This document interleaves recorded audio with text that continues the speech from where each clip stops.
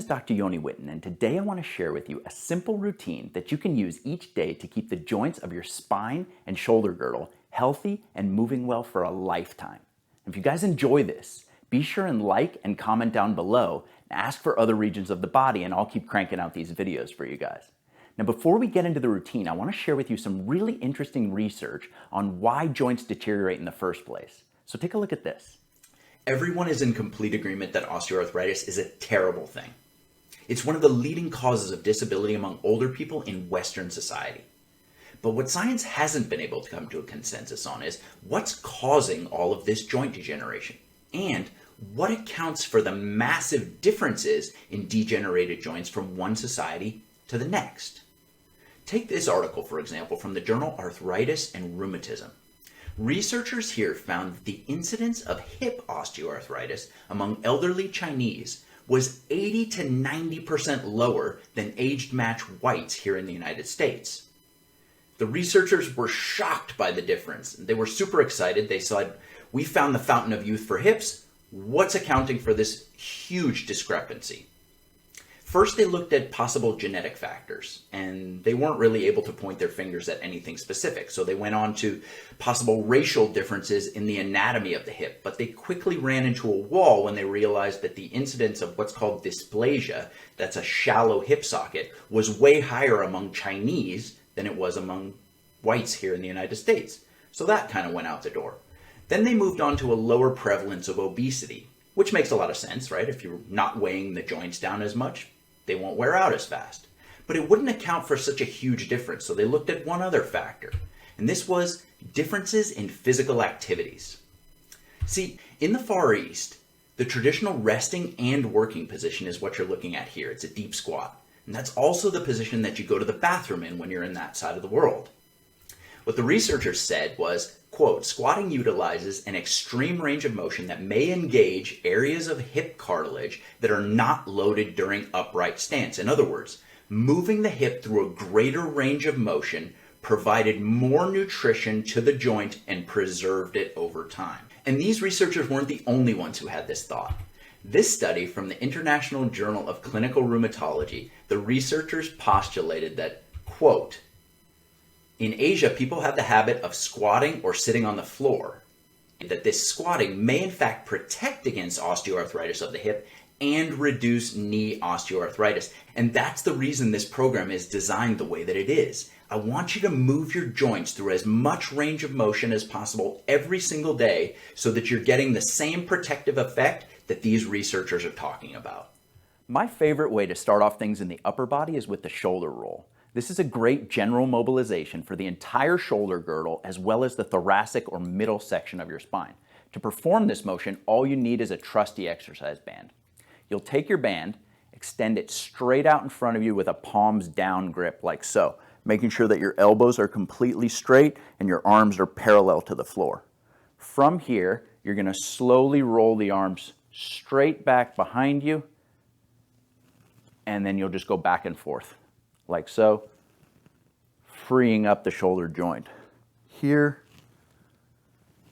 mobilizing the shoulder blade on top of the rib cage, as well as the entire middle portion of your spine into extension or backward motion.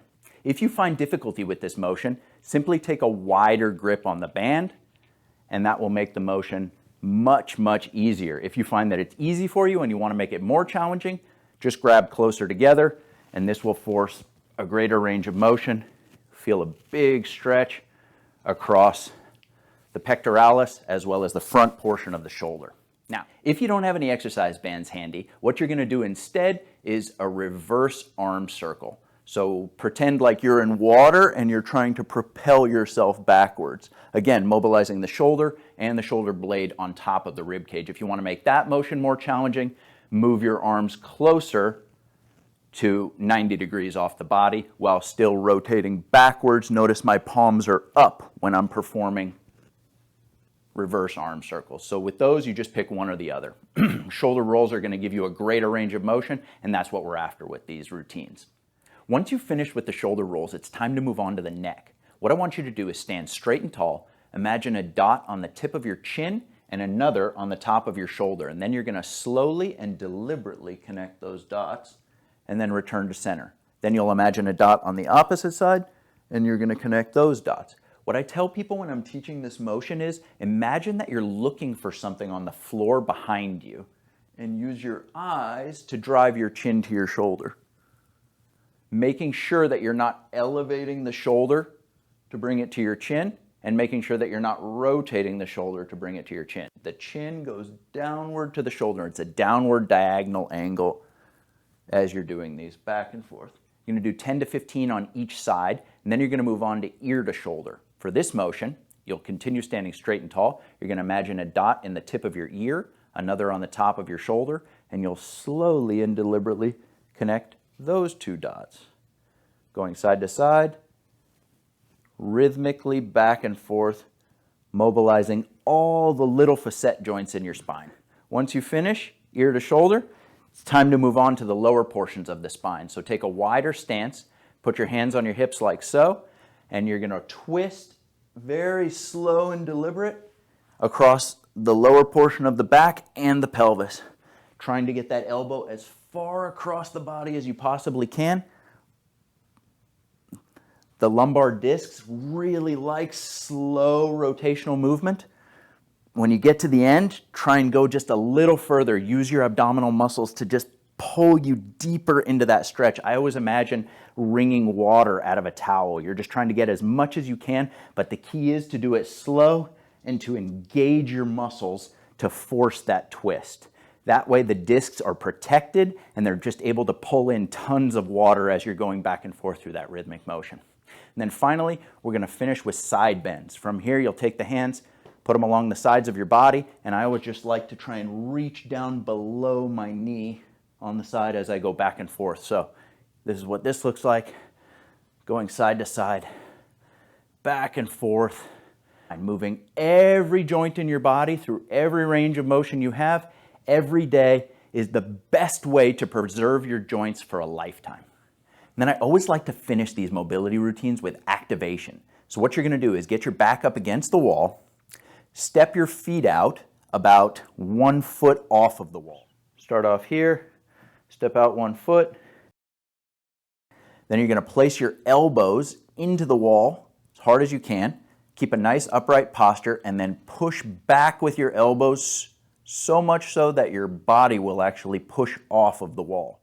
So elbows into the wall and push till the body comes off of the wall like so.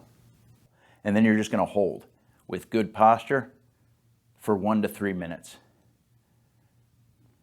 Now, if you have difficulty getting to that 1 minute mark, just chunk it down. Start out with 10 to 15 seconds and then work up each day, adding a few seconds at a time. But once you can get to the point where you can hold for a minute, then you work on extending your feet even further off the wall for greater levels of muscular activation. Thank you so much for watching this video. If you know somebody who doesn't move as well as they'd like to, or if you know somebody whose posture is starting to take on the shape of a question mark, please share this information with them. And if you'd like to find out more about permanently overcoming chronic pain and developing the best posture and alignment of your lifetime, be sure and check out painfixprotocol.com. I'm going to include links in the description down below.